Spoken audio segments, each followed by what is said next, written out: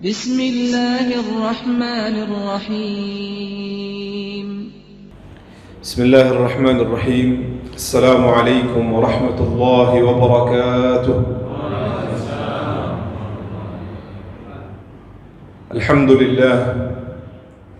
الحمد لله الواحد المنان صاحب الفضل والإحسان. أحمده تعالى حمدا يفوق العد والحسبان. أشهد أن لا إله إلا الله وحده لا شريك له، وعد من أطاعه بفسيح الجنان، وتوعد من عصاه بالحميم الآن. وأشهد أن سيدنا ونبينا محمدا عبده ورسوله، صفة بني الإنسان، صلوات الله وسلامه عليه وعلى آله وأصحابه أهل العلم والإيمان. يقول الله تبارك وتعالى في كتابه الكريم: أعوذ بالله من الشيطان الرجيم، بسم الله الرحمن الرحيم. يا أيها الذين آمنوا اتقوا الله وقولوا قولا سديدا يصلح لكم أعمالكم ويغفر لكم ذنوبكم، ومن يطع الله ورسوله فقد فاز فوزا عظيما. يقول الله عز وجل في كتابه الكريم: أعوذ بالله من الشيطان الرجيم، بسم الله الرحمن الرحيم. والعصر إن الإنسان لفي خسر إلا الذين آمنوا وعملوا الصالحات وتواصوا بالحق وتواصوا بالصبر. الآية. سبحانك لا علم لنا إلا ما علمتنا إنك أنت العليم الحكيم. اللهم علمنا ما ينفعنا وانفعنا بما علمتنا وزدنا علما ya rabbal alamin. Amma ba'd. Ikhwatal iman, kaum muslimin dan muslimat, saudaraku hamba-hamba Allah Subhanahu wa taala, jamaah salat maghrib yang semoga senantiasa dirahmati, diberkahi, dimuliakan dan dijaga oleh Allah Subhanahu wa taala. Puji syukur senantiasa kita hadirkan kepada Allah Subhanahu wa taala Rabbul Izzati wal Jalal atas segala limpahan nikmat, rahmat, karunia dan idinnya. Dengannya alhamdulillah kita bisa hadir di tempat yang mulia ini, tempat yang diberkahi oleh Allah, tempat yang kita cintai, fi baitin min buyutillah, dalam rangka tentu saja yang pertama adalah untuk menunaikan kewajiban kita selaku hamba Allah Subhanahu wa taala. Dan selanjutnya kita duduk di sini seperti yang disampaikan adalah untuk kita saling bertanasuh, saling mengingatkan dalam kebaikan, kebenaran dan juga kesabaran. Dan tidak kalah penting tentu saja untuk bertafaqquh fid din. Mudah-mudahan ikhwatul iman, apa yang kita niatkan, kita lakukan diterima oleh Allah Subhanahu wa taala, dicatat sebagai amal salih pemberat mizan hasanat kita, dan dengannya semoga Allah Subhanahu wa taala memudahkan langkah kita menuju jannahnya kelak. Amin ya rabbal alamin. Seperti yang disabdakan oleh baginda Rasulullah sallallahu alaihi wasallam, وَمَنْ سَلَكَ طَرِيقًا يَلْتَمِسُ فِيهِ عِلْمًا سَهَّلَ اللَّهُ لَهُ بِهِ طَرِيقًا إِلَى الْجَنَّةِ. Dan barang siapa salaka tariqan, menapaki jalan guna menuntut ilmu, talabul ilm, bertafaqquh fid din, maka Allah Subhanahu wa taala akan memudahkan langkahnya menuju surganya kelak, dan semoga kita termasuk di dalamnya insyaallah taala. Salawat beriring salam semoga selalu tercurah limpahkan kepada manusia terbaik, teladan sepanjang zaman, Nabiur Rahmah, qudwah hasanah kita, Nabi besar Muhammad sallallahu alaihi wa alihi wasallam, beserta istri, keluarga, sahabat dan pengikutnya hingga akhir zaman insyaallah taala. Ikhwatul iman hafizakumullah, alhamdulillah senang saya bisa berada di Masjid Al-Muttaqin yang begitu nyaman untuk beribadah kepada Allah Subhanahu wa taala, bermuajah, bertegur sapa. Sekali lagi mudah-mudahan Allah Subhanahu wa taala jadikan ini sebagai perkumpulan yang diberkahi olehnya insyaallah taala. Seperti yang disampaikan ikhwatul iman, kita akan mengkaji pada malam hari ini satu tema yang cukup menarik sebenarnya, berkenaan dengan urgensi waktu dalam bingkai akidah atau dalam bingkai tauhid. Yang pertama ikhwatul iman, saya ingin membawakan sebuah riwayat dalam Sahih Al-Bukhari ketika Rasul sallallahu alaihi wasallam pernah menggambarkan tentang kondisi manusia secara real, secara fitrah. Hadis ini diriwayatkan oleh seorang sahabiyun jalil bernama Anas bin Malik radhiyallahu taala anhu. Dan Anas bin Malik seperti kita ketahui, beliau adalah seorang sahabat yang dijuluki sebagai khadimu Rasulillah. Beliau adalah pelayannya Nabi Muhammad sallallahu alaihi wasallam. Keberadaannya begitu dekat dengan Nabi sampai-sampai banyak sekali hadis-hadis yang diketahui oleh beliau dan tidak diketahui oleh sahabat yang lain. Khususnya hadis-hadis yang mengungkap kehidupan privat Nabi sallallahu alaihi wasallam. Anas bin Malik ikhwatul iman, beliau berumur kurang lebih sekitar 10 tahun ketika Nabi sallallahu alaihi wasallam sampai di kota Madinah. Beliau dan ibundanya turut menyambut kedatangan Nabi dengan menyenandungkan sebuah nasyid yang sangat masyhur, tala'al badru alaina min thaniyatil wada'. Begitu besar kerinduan kaum Ansar kepada Rasul sallallahu alaihi wasallam, sehingga ketika Rasul sallallahu alaihi wasallam tiba di kota Madinah, beliau dan ibundanya termasuk orang yang bersukacita, walaupun umurnya pada saat itu belum sampai pada umur baligh. Tetapi karena didikan sang ibu, diajarkan, dikenalkan siapa itu Rasul sallallahu alaihi wasallam, maka membuat Anas bin Malik ini tertarik kepada sosok baginda Rasul sallallahu alaihi wasallam. Ketika Rasul sallallahu alaihi wasallam sampai, maka sang ibunda segera menghampiri Rasul sallallahu alaihi wasallam dan segera mengatakan, "Ya Rasulullah, hada ibni, ini adalah anak laki-lakiku. Uhdika iya, saya berikan sebagai hadiah untukmu ya Rasulullah. Saya berikan hadiah untuk melayani keperluanmu." Sehingga pada saat itu ibunda dari Anas bin Malik menyerahkan pendidikan anaknya itu, yakni Anas, di bawah pengawasan Rasul sallallahu alaihi wasallam. Sekaligus beliau memberikan anaknya untuk melayani keperluan Rasul sallallahu alaihi wasallam. Ketika Rasul sallallahu alaihi wasallam menerima, beliau pun diminta oleh ibunda dari Anas bin Malik untuk mendoakannya. Kata ibunda Anas bin Malik, "Ya Rasulullah, tolong doakan anak ini." Maka sambil mengelus kepala Anas bin Malik, Rasul sallallahu alaihi wasallam mendoakan dua hal kepada beliau. Yang pertama, Anas bin Malik didoakan agar diberikan umur yang panjang oleh Allah Subhanahu wa taala. Dan yang kedua, Rasul sallallahu alaihi wasallam mendoakan agar dia diberkahi oleh Allah dalam umurnya dan juga di dalam rezekinya.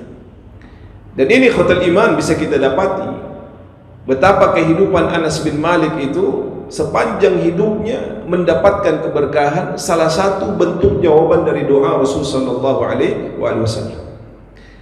Kita lihat di dalam kehidupannya bentuk keberkahan yang didapati oleh Anas bin Malik seperti yang didoakan oleh Rasulullah. Beliau diberikan umur yang panjang, sampai-sampai disebutkan beliau salah satu sahabat yang menyaksikan hampir seluruh tragedi-tragedi yang tidak dialami oleh para sahabat pada saat itu, khususnya setelah hijrahnya Nabi sallallahu alaihi wasallam. Ada yang menyebutkan beliau wafat pada tahun ke-97 Hijriah, 97 setelah hijrahnya Nabi. Artinya kalau ditambah 10 tahun, 97 berarti umurnya berapa Pak? Sekitar 107 tahun. Dan itu umur yang cukup panjang. Umur yang cukup panjang dilihat dari rata-rata umurnya umatnya Rasulullah sallallahu alaihi wasallam. Yang kedua bentuk keberkahannya adalah beliau dikaruniai oleh Allah Subhanahu wa taala anak yang sangat banyak. Ada yang menyebutkan jumlah anaknya itu, ada yang mengatakan 40-an. Ada yang menyatakan anaknya itu 60-an. Walaupun tidak dari satu istri, Pak ya. Artinya beliau menikah, istrinya ada yang meninggal, beliau menikah lagi, dan produktif begitu, Masya Allah ya. Jadi bukan saja umurnya yang banyak, tetapi anak-anaknya. Dan anak-anak yang dilahirkan juga adalah anak-anak yang juga diberkahi oleh Allah Subhanahu wa ta'ala. Sehingga banyak di antara keturunan Anas bin Malik ini yang juga kemudian kita kenal sebagai para ruwatul hadis, perawi-perawi hadis. Di antaranya adalah ada yang bernama Abu Bakar bin Anas bin Malik dan seterusnya. Ya, sehingga bukan saja secara kuantitas anaknya itu banyak, tetapi Allah berkahi, maka kualitas dari anak-anak tersebut juga itu mendatangkan satu kedudukan di tengah-tengah umat Islam. Bentuk keberkahan yang lain ikhwatul iman adalah bahwa Anas bin Malik itu, beliau radhiyallahu taala anhu memiliki sebuah perkebunan kurma. Dan kita tahu kebun kurma itu berbuahnya berapa kali Pak selama setahun itu? Dahulu, saya tidak tahu teknologi sekarang ya. Dahulu itu dikisahkan dalam kitab-kitab Syiar A'lamin Nubala, biografinya para ulama, disebutkan dahulu itu kurma hanya berbuah satu kali dalam setahun, yaitu ketika masuk musim panas. Ketika masuk musim panas. Makanya kalau kita baca dalam surah Maryam, Allah mengisahkan kelahiran Nabi Isa alaihissalam. Maka di antara apa yang Allah Subhanahu wa taala wahyukan kepada Maryam itu, di saat sedang sedih, di saat dituduh berbuat zina sedangkan beliau sedang mengandung Nabi Isa, kata Allah, wa huzzi ilaiki bi jid'in nakhlah, dan goncangkanlah batang pohon kurma itu, maka Allah Subhanahu wa taala akan menjatuhkan dari pohon itu rutaban janiyya, buah rutab yang mengkal, yang segar, yang akan memberikan energi kepada Maryam yang kemudian mengkonsumsinya. Dan itu menunjukkan sesungguhnya Nabi Isa itu lahir bukan di musim dingin. Kalau kita baca tafsirnya, ayat itu menunjukkan bahwa Nabi Isa lahirnya di musim apa Pak? Di musim panas. Di musim di mana kurma itu sedang berbuah. Kurma sedang berbuah. Dan sekarang yang diyakini oleh sebagian orang itu, Nabi Isa lahirnya di bulan apa Pak? Desember. Dan Desember itu musim dingin atau musim panas? Musim dingin. Nah, ini sudah bertentangan dengan kisah yang Allah Subhanahu wa taala tuangkan dalam Al-Qur'an. Nah, Anas bin Malik radhiyallahu taala anhu, beliau mempunyai kebun kurma seperti doanya Rasulullah sallallahu alaihi wasallam, kebun kurmanya pun diberkahi oleh Allah. Sehingga beliau satu-satunya pemilik kebun kurma yang memanen hasilnya itu 2 kali dalam setahun. Kalau yang lain 1 kali dalam setahun, beliau atas doanya Rasul sallallahu alaihi wasallam itu kemudian memiliki kebun kurma yang berbuah 2 kali dalam setahun. Dan masih banyak lagi kisah tentang beliau ikhwatul iman, bagaimana kiprahnya di dalam menyebarkan juga hadis Rasul sallallahu alaihi wasallam. Dan kita dapati banyak hadis yang tidak diketahui oleh para sahabat yang lain, bahkan sekaliber Abu Bakar, Umar, namun diketahui oleh Anas bin Malik. Salah satunya kita dapati dalam Sahih Muslim itu kisah tentang pembelahan dada Rasul sallallahu alaihi wasallam. Dan kata Anas bin Malik setelah mengisahkan, Rasulullah menceritakan ketika berumur sekitar 5 tahun datang 2 orang laki-laki di saat Rasulullah SAW masih di bawah pengasuhan Halimah As-Sa'diyah. Kemudian membelah dada beliau, mengeluarkan segumpal daging, lalu mengatakan hadza habbu syaitan, lalu membersihkan segumpal daging tersebut yang kita kenal dengan jantung itu, lalu mengatakan ini bagian dari syaitan, lalu dicuci dalam sebuah bejana fi qastin min dhahabin, satu bejana yang terbuat dari emas dengan menggunakan air Zam-Zam, lalu dimasukkan kembali ke dalam dadanya Rasul sallallahu alaihi wasallam. Dan kata Anas bin Malik dalam hadis tersebut, "Fama ziltu ra'aitu athara", dan saya masih saja melihat bekas belahan dada yang ada di tubuh Rasul sallallahu alaihi wasallam. Artinya zaman dulu belum ada penemuan sistem bedah yang kemudian kita kenal modern seperti saat ini. Tapi saat itu kisah yang disampaikan oleh Rasul sallallahu alaihi wasallam tentu saja benar. Dan hadis ini diriwayatkan hanya oleh siapa Pak? Oleh Anas bin Malik radhiyallahu taala. Beliau radhiyallahu taala anhu juga memiliki banyak sekali kiprahnya, khususnya di dalam penyebaran sunnah Rasul sallallahu alaihi wasallam. Singkatnya mungkin nanti bisa dibahas dalam biografi beliau secara khusus, tapi yang ingin kita sampaikan apa yang beliau riwayatkan dari Rasul sallallahu alaihi wasallam. Apa kata beliau dalam hadis ini? Kata beliau, qala Rasulullah sallallahu alaihi wasallam, bahwasanya Rasulullah SAW pernah bersabda, yakbaru ibnu Adam wa yakbar ma'ahu itsnan. Kata Rasul sallallahu alaihi wasallam, setiap anak Adam itu akan tumbuh, berkembang, bertambah usianya, berkurang sisa umurnya, tentu saja. Setiap berganti hari khotal iman, berganti bulan, berganti tahun, umur kita bertambah dan sisa umur kita apa Pak? Berkurang. Jumlah umur kita bertambah dan sisa waktu kita hidup itu semakin berkurang. Maka kata Rasul sallallahu alaihi wasallam, setiap anak Adam yang tumbuh, berkembang, bertambah usianya, seiring dengan bertambah usianya, bertambah pula kecenderungannya, keinginannya akan dua hal. Yakbaru ma'ahu itsnan, bertambah pula kecenderungannya, kecintaannya akan dua hal. Apa itu?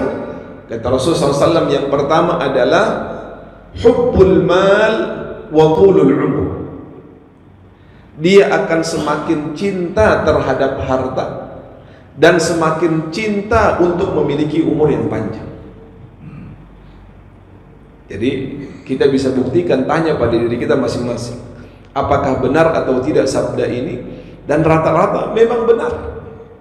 Semakin seseorang bertambah umur, semakin dia mencintai harta. Siapa di antara kita yang tidak senang dengan harta? Siapa yang tidak senang di antara kita dengan harta yang Allah Subhanahu wa taala berikan? Makanya harta itu disebut oleh Allah Subhanahu wa taala sebagai zinatul hayatid dunya, sebagai perhiasan dunia. Selayaknya dia adalah perhiasan. Dia adalah sesuatu yang disenangi oleh manusia, senang untuk dipandang, senang untuk dimiliki. Itulah esensi dari harta.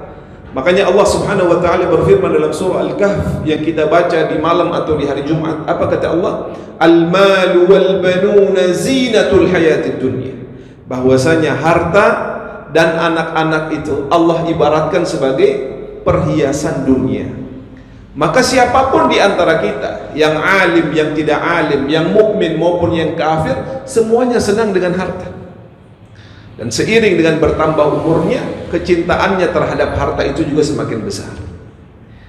Yang kedua, Rasulullah sallallahu alaihi wasallam menyebutkan waqulul umur. Bertambah usia seorang hamba, bertambah pula kecintaannya untuk memiliki umur yang panjang. Maka siapa di antara kita yang tidak senang diberikan umur yang panjang oleh Allah Subhanahu wa taala? Bapak-bapak dan ibu-ibu senang atau tidak? Ada yang mau diberikan umur yang pendek? Enggak ada. Berapapun usia kita saat ini, kalau ditanya, mau enggak selesai hari ini umurnya? Enggak ada yang mau. Padahal ada yang sudah berumur 70, ada yang baru 60, ada yang masih 50 dan seterusnya. Tapi ketika ditanya, ada yang mau selesai umurnya malam ini, Pak? Enggak ada. Semua di antara kita senang diberikan umur yang panjang oleh Allah Subhanahu wa taala. Maka pertanyaannya, apakah cinta akan harta dan juga cinta memiliki umur yang panjang adalah sesuatu yang makruh atau sesuatu yang madhmum, yang dicela di dalam al-Islam? Jawabannya tidak. Ketika kita menempatkannya, menggunakannya dengan baik sesuai dengan tuntunan syariat Allah Subhanahu wa taala. Karena baik harta maupun umur, dia seperti dua mata pisang. Apabila kemudian kita menggunakannya dengan baik, maka itu akan menghantarkan kita masuk ke dalam surganya Allah Subhanahu wa taala.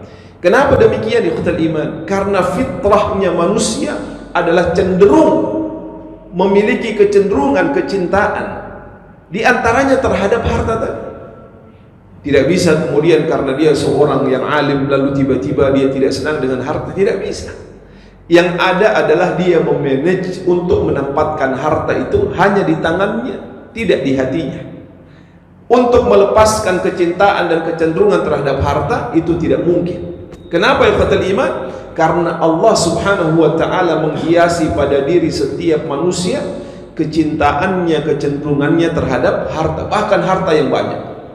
Allah Subhanahu wa taala berfirman, "Zuyyina lin-nasi hubbus syahawat minan nisa'i wal banin wal qanatiril muqantara minadh dhahabi wal fiddah wal khailil musawwamah wal an'am wal harth," dan seterusnya. Kata Allah Subhanahu wa taala, telah dihiasi pada diri setiap manusia. Linnas, alif lam yang dipakai di sini kata para ulama an-nahwu adalah alif lam yang sifatnya al-ahdiyah, al-istighraqiyah, yang dia meliputi seluruh jenis yang masuk ke dalam kategori alif lam tersebut. Maka apa yang disebut oleh Allah Subhanahu wa taala dengan menggunakan imbuhan alif lam? An-nas. Apa artinya an-nas? Manusia secara keseluruhan. Mau yang alim, mau yang jahil, mau yang mukmin, mau yang kafir, Allah hiasi pada dirinya kecenderungannya, kecintaannya akan apa, Pak? Apa saja kata Allah Subhanahu wa taala? Zuyyina lin-nasi hubbus syahawat minan nisa. Yang pertama adalah kecenderungannya kepada wanita, kepada lawan jenis. Makanya itu fitrah yang tidak bisa dihilangkan.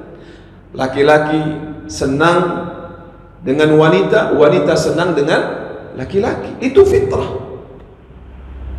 Hanya saja fitrah itu kemudian diarahkan di dalam al-Islam dengan cara-cara yang diridhai oleh Allah Subhanahu wa taala melalui jalur pernikahan, agar kecenderungan terhadap lawan jenis itu tidak membawa kita ke dalam kenistaan, sehingga kita beda dengan makhluk-makhluk yang lain seperti binatang dan seterusnya. Melalui apa? Melalui syariat yang dituntunkan oleh al-Islam, melalui syariatnya Rasul sallallahu alaihi wasallam. Sehingga justru menjadi sesuatu yang berbahaya kalau kecenderungan itu terbalik.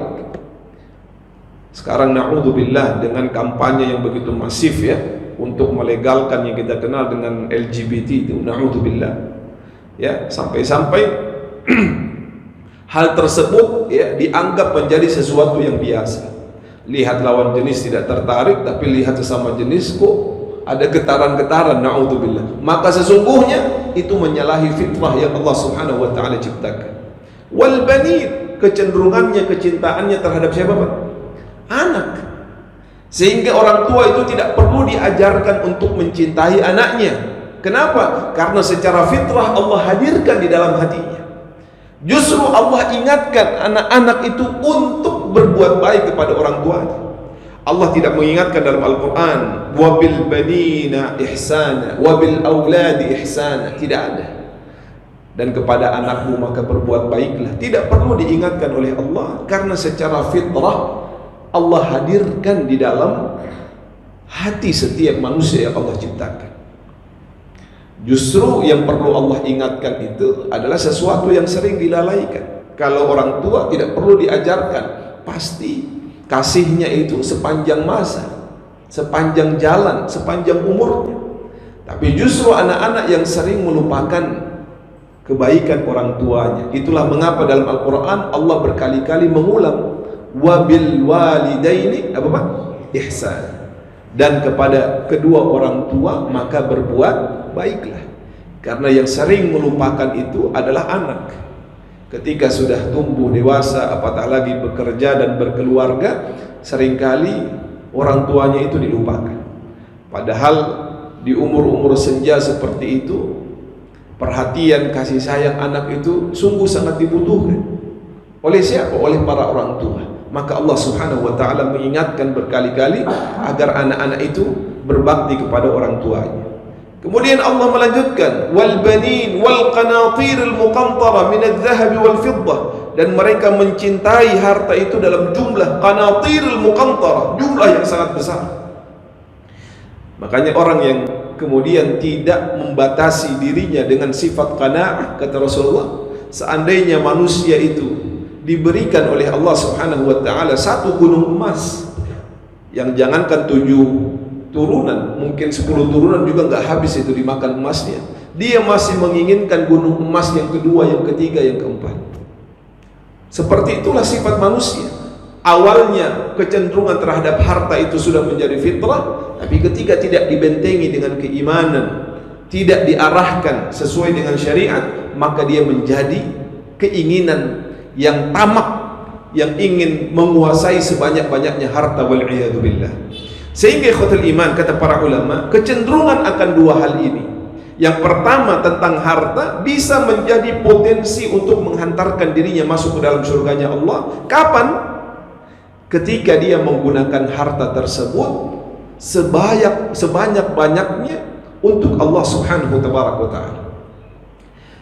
Naam, dia mencari nafkah, dia berusaha, dia bekerja.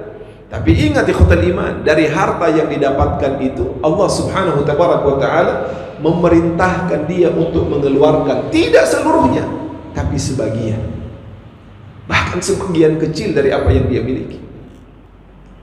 Orang-orang yang mengeluarkan harta ikhwatul iman yang diiringi dengan ketakwaan, maka kata Allah subhanahu wa ta'ala, fasanuyassiruhu lil yusra. Apa bunyi ayatnya dalam surah Al-Lail itu? Fa amma man a'ta wattaqa wa saddaqa bil husna fasanuyassiruhu lil yusra, kata Allah. Adapun orang-orang yang memberi wattaqa dan mengiringi pemberian tersebut dengan ketakwaan. Ternyata kata Imam Al-Alusi rahimahullah ta'ala dalam kitabnya Tafsir Ruhul Ma'ani, beliau mengatakan ternyata ada orang yang berinfak namun tidak diiringi dengan ketakwaan. Ada orang yang berinfak namun tidak diiringi dengan apa Pak? Ketakwaan. Makanya Allah ingatkan, fa amma man a'ta, adapun orang yang memberi, bukan sekedar memberi, tapi dia mengiringi pemberian tersebut dengan ketakwaan. Kata beliau, ketika ada amal saleh yang diiringi dengan ketakwaan, dalam sebuah redaksi kaidahnya adalah bahwa amal saleh tersebut merupakan imtithalu bil awamir, menjalankan perintah Allah. Adapun makna takwa di sini adalah al-ijtinabu bin nawahi, dia meninggalkan larangan Allah subhanahu wa ta'ala.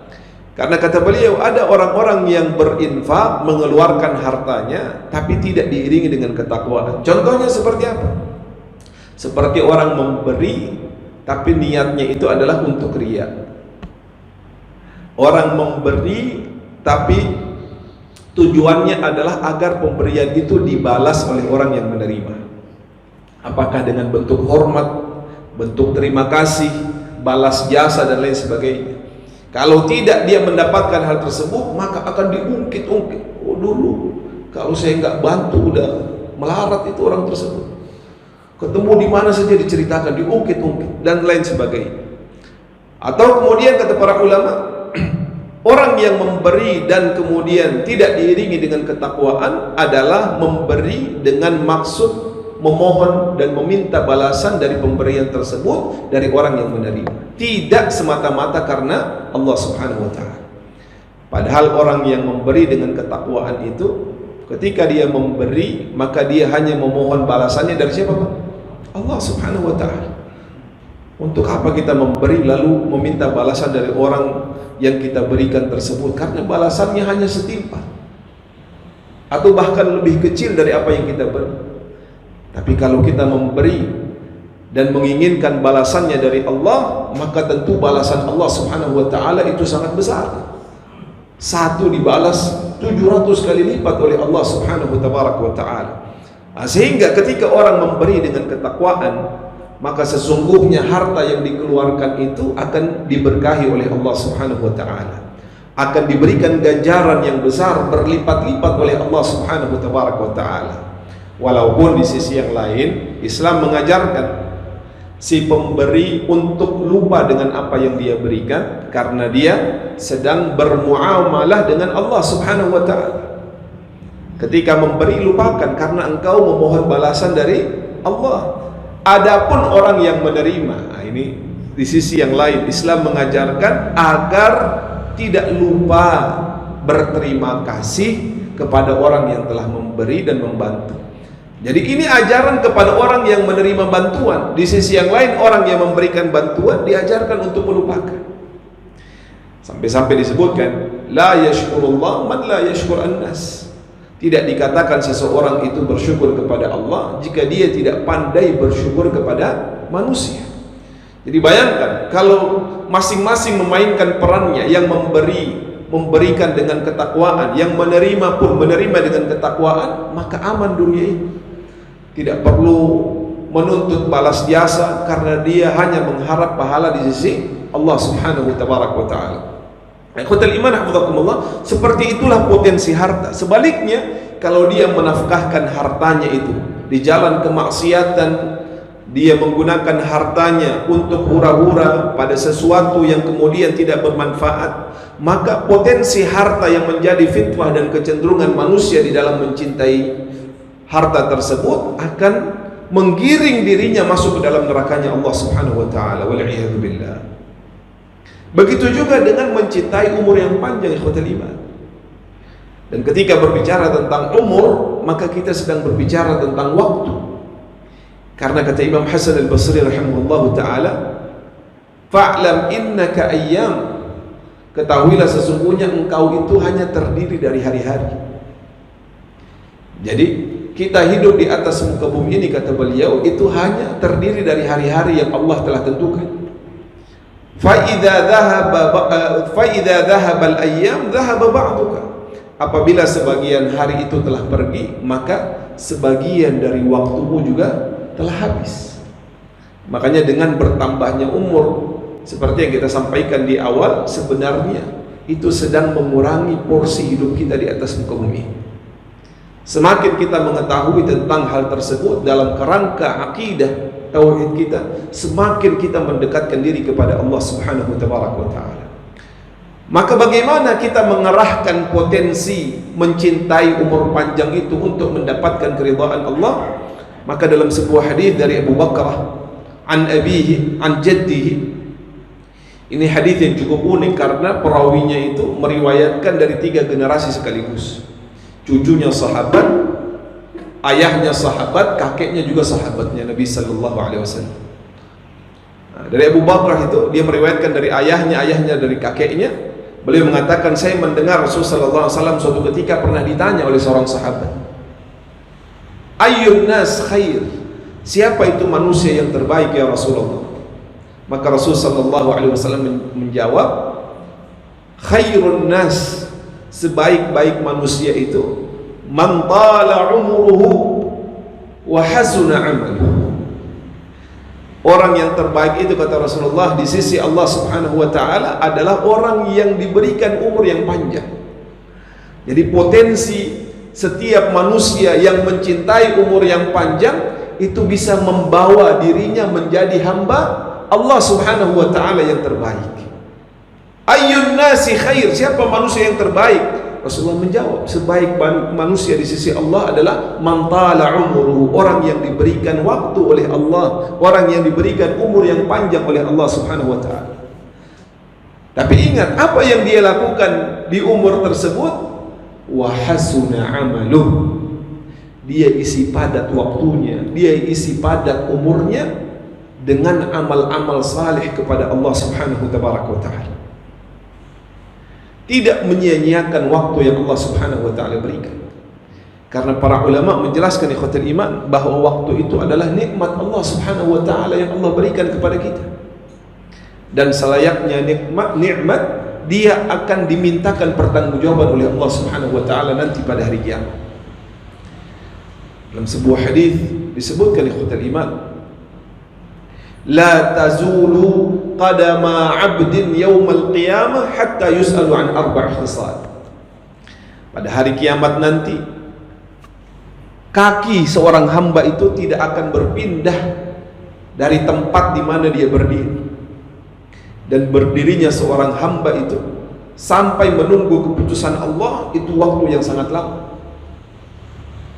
Kita hidup di dunia ini berapa lama ya ikhwatul iman?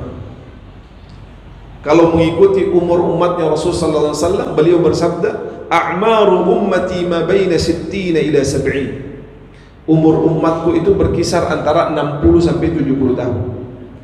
Nabi sendiri umurnya berapa, Pak? 63, enggak sampai 70 tahun. Tapi berkisar antara itu. Wa qalilun man yajuzu dzalika, dan sedikit, kata Rasulullah, dari kalangan umatku yang melampaui batasan dan ada yang sampai 75, sampai 80, bahkan Anas bin Malik tadi berapa? seratusan lebih umurnya tadi, seperti yang disebutkan dalam beberapa kitab biografi para ulama. Namun ikhwatal iman hafizakumullah, kata Rasulullah, yajuzu dzalik, qalilun, sedikit. Rata-rata mengikuti umur Nabi.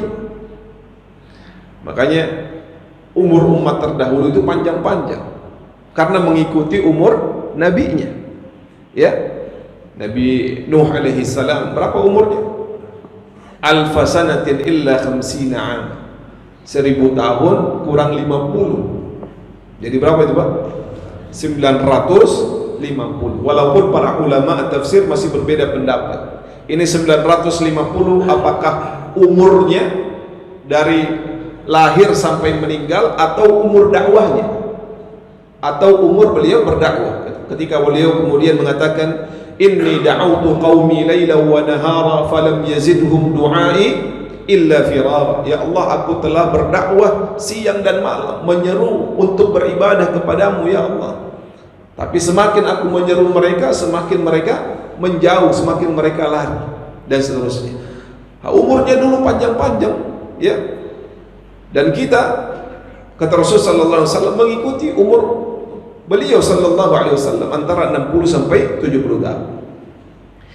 Dan kita nanti disebutkan ikhwatul iman akan berdiri menunggu pengadilan Allah Subhanahu wa taala sejak dibangkitkan itu 50.000 sanah, sekitar 50.000 tahun. Lama atau sebentar itu, Pak? Kita hidup saja mungkin 60 tahunan.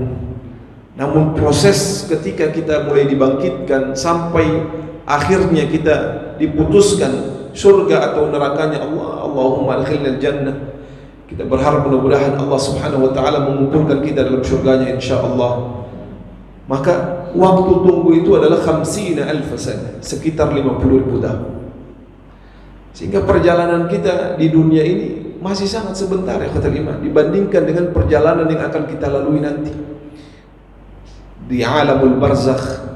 Kemudian sampai sangkakala itu ditiupkan, terjadi hari kiamat. Sangkakala yang kedua, Allah Subhanahu wa taala membangkitkan seluruh makhluk yang telah wafat, telah mati, khususnya manusia, min awwalihi ila akhirih. Dan pada saat itu kita akan berdiri menunggu kedatangan Allah Subhanahu wa taala.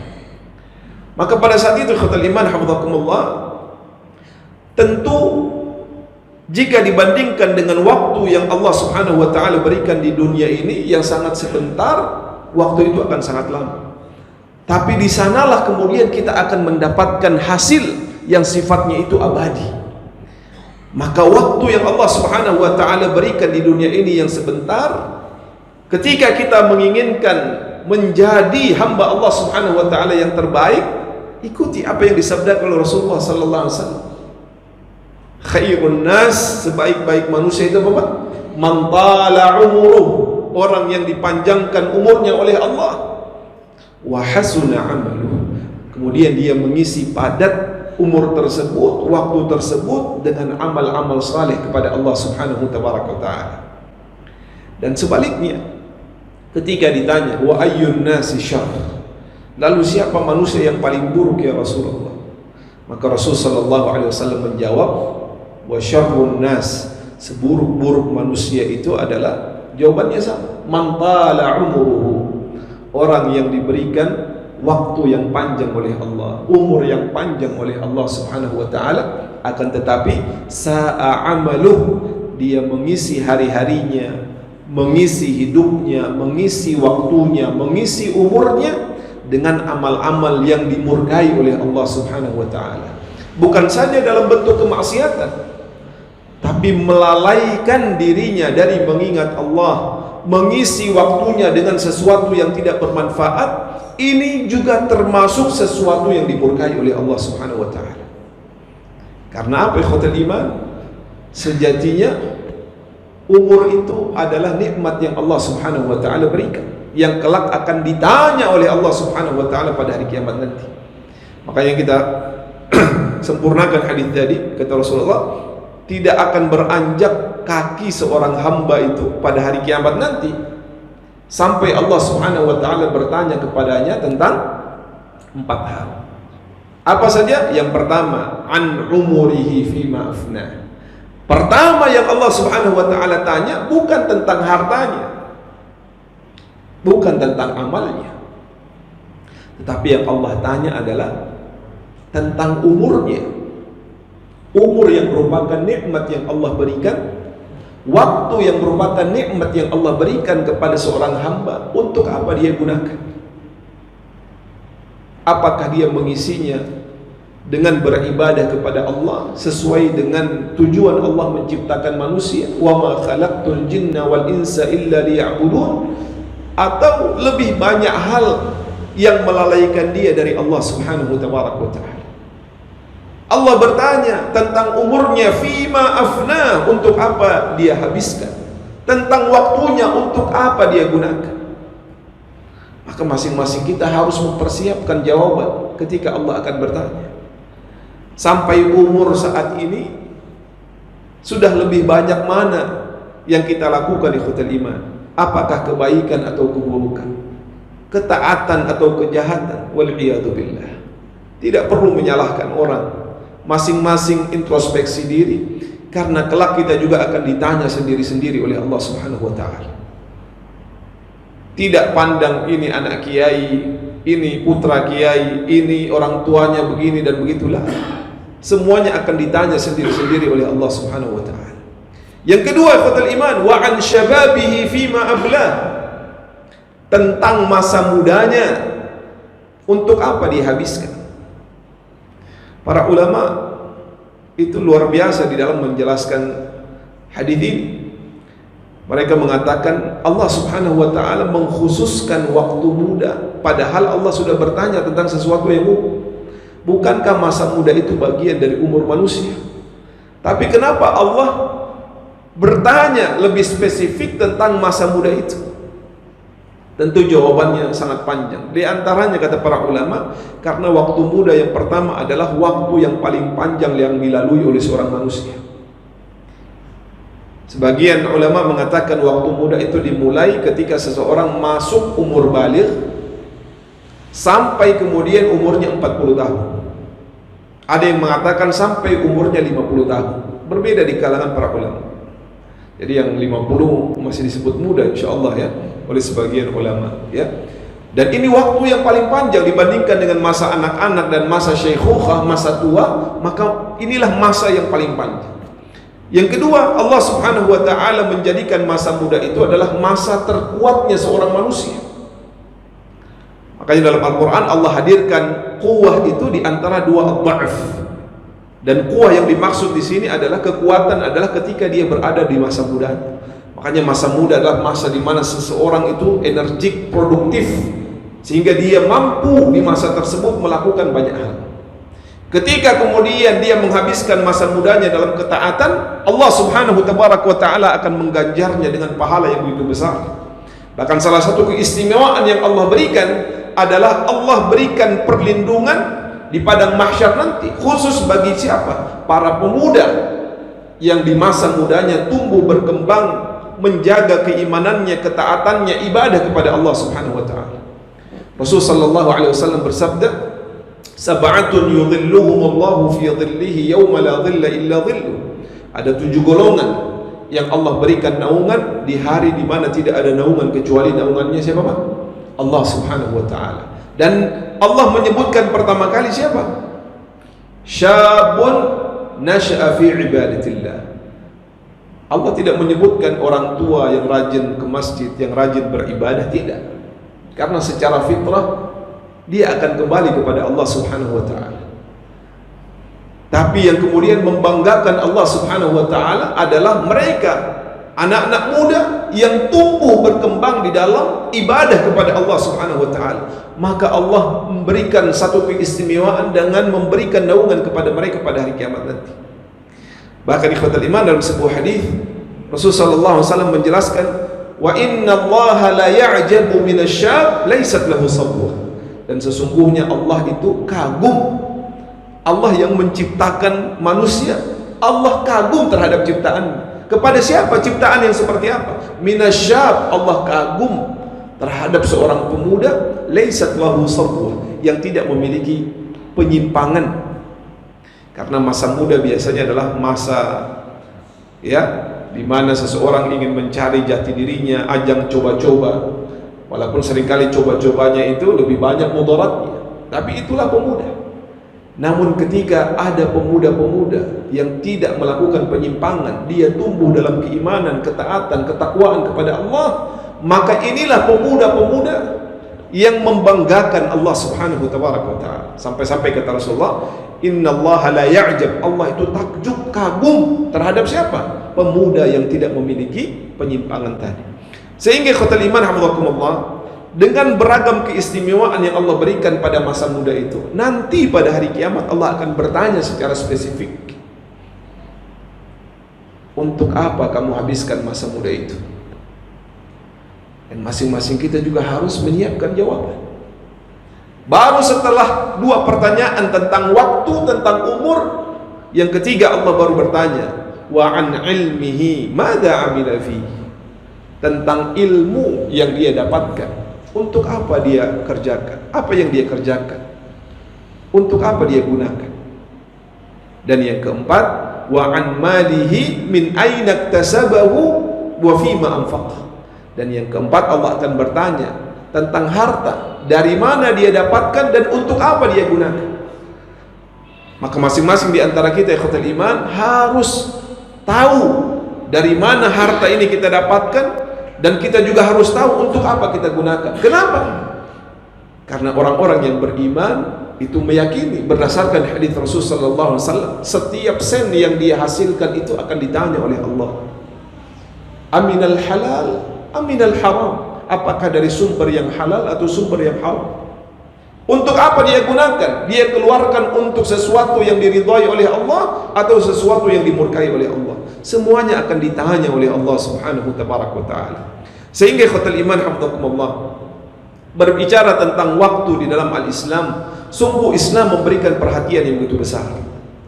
Sampai-sampai kalau kita baca dalam Al-Quran, betapa banyak ayat-ayat atau surah-surah yang Allah Subhanahu wa ta'ala mulai dengan bersumpah menggunakan apa Pak?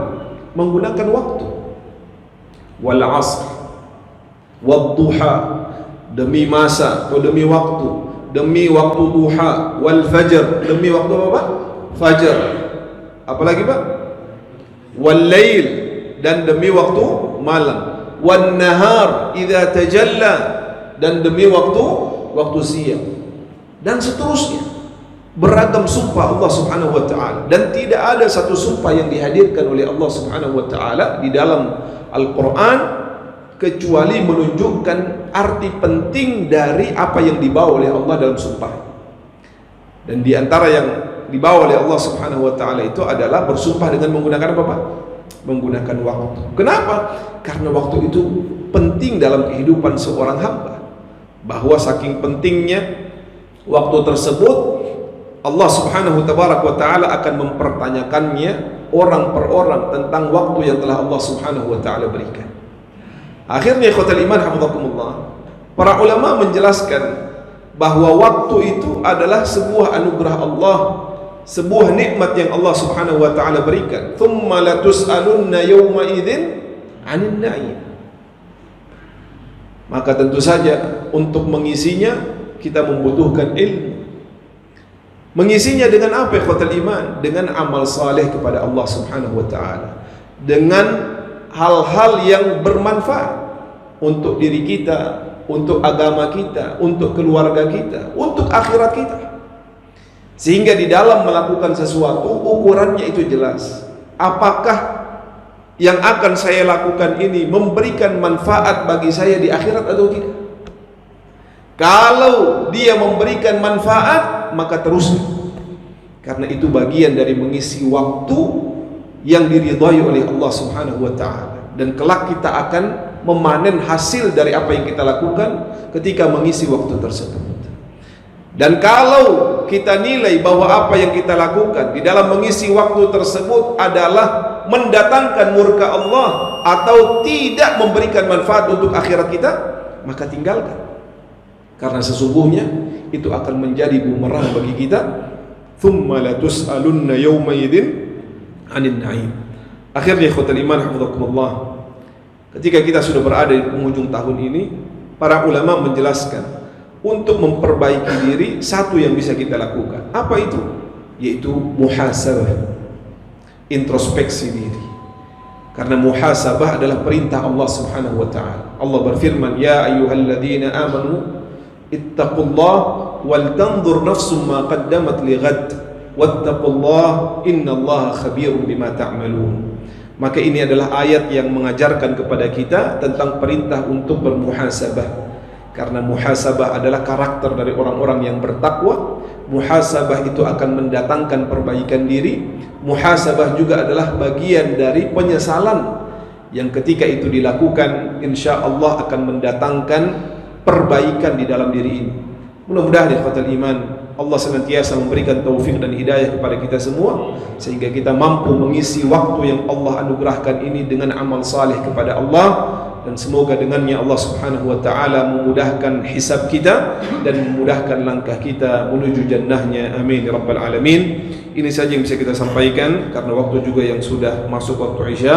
Kita akhiri dengan daftar majlis. Subhanakallahumma bihamdik asyhadu an la ilaha illa anta astaghfiruka wa atubu ilaik.